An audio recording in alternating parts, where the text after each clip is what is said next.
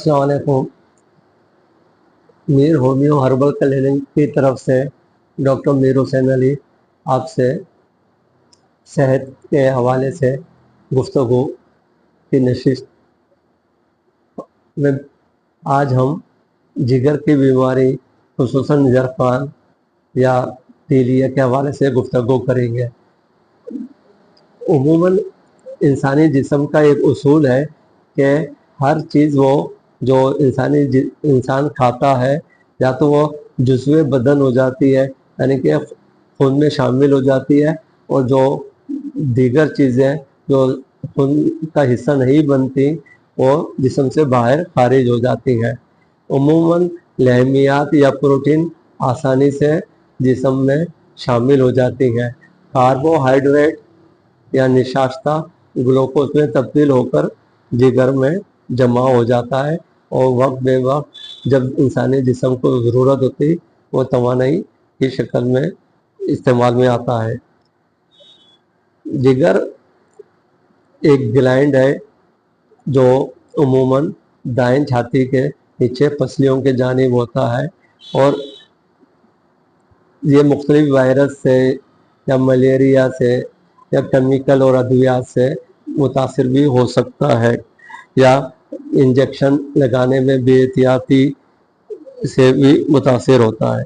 جگر کی عام بیماری میں جرفان بہت مشہور ہے، یا پیلیا جسے کہتے ہیں۔ اس میں کمزوری ہوتی ہے، بھوک کی کمی ہوتی ہے، دل متلاتا ہے، بخار رہتا ہے، اور پھر جسم میں پیلا پن زیادہ ہو جاتا ہے جو اس کے اندر بائلوروبین کی وجہ سے ہوتا ہے۔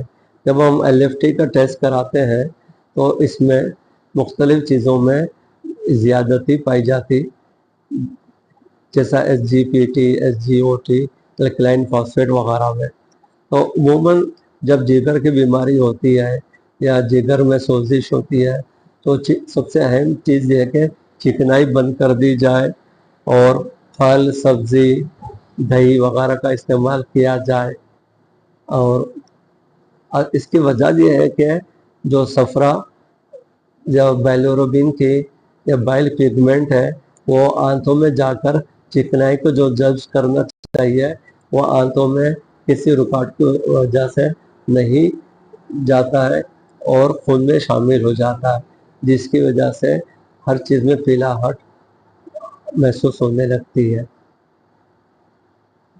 طب یونانی میں عموماً عرق کاسنی یا عرق مکو یا شربت بزوری اور اس طریقے کی چیزیں دی جاتی ہیں، اور اس کی وجہ سے جگر کی اصلاح ہو جاتی ہے۔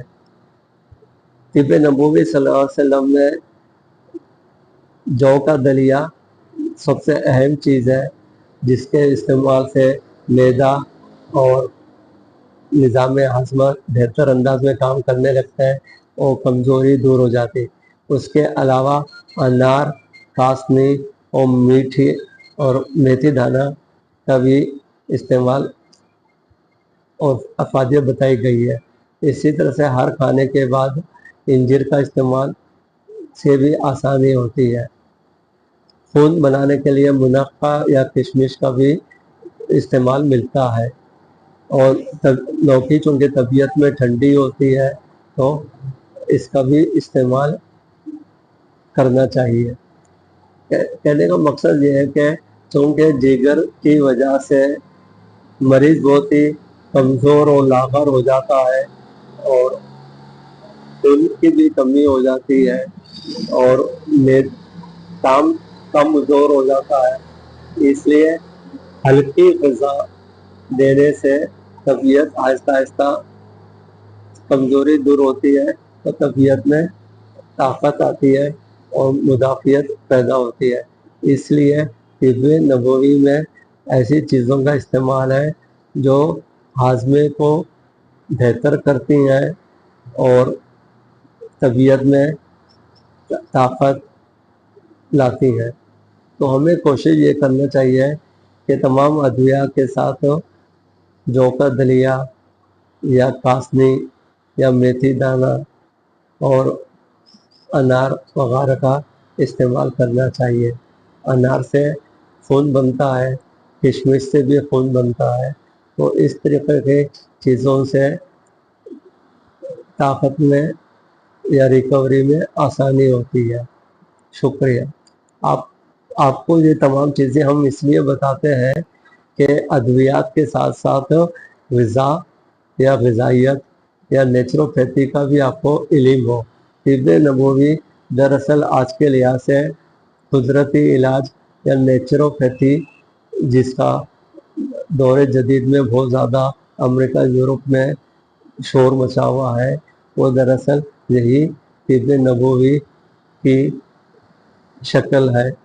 तो मैं ये समझता हूँ कि जब हमारे पास 1400 साल पहले आज़ा सल्लल्लाहु अलैहि वसल्लम ने तमाम अहम उसूल रहनुमा बता दिए हैं, तो उसके दोबारा से अहिया नौ हो या तिब्ब नबवी को हम राइज करें या इस्तेमाल करें, और इसको ग़िज़ाइयत के तौर पे या न्यूट्रिशनल वैल्यू के तौर पे या न्यूट्रिशन के लिहाज से भी आप इसको इस्तेमाल कर सकते हैं, और आपके अंदर क़ुव्वत व ताकत, इम्यूनिटी में इजाफ़ा होगा और बीमारियों के ख़िलाफ़ मज़ाहिमत भी होगी और बीमारियां भी कम से कम होंगी।